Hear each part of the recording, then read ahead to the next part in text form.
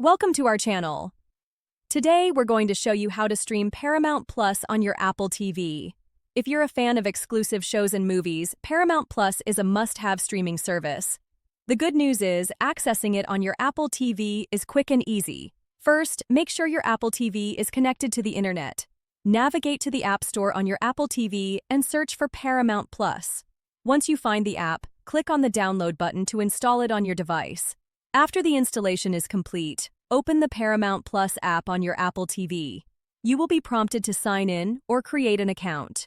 If you already have a Paramount Plus account, simply log in using your credentials. If not, follow the on-screen instructions to create a new account.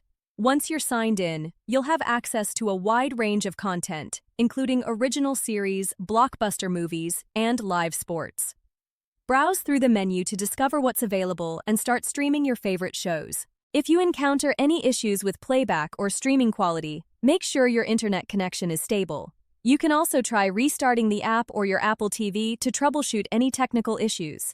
And there you have it. You're now ready to enjoy all the entertainment Paramount Plus has to offer on your Apple TV. Don't forget to like this video and subscribe to our channel.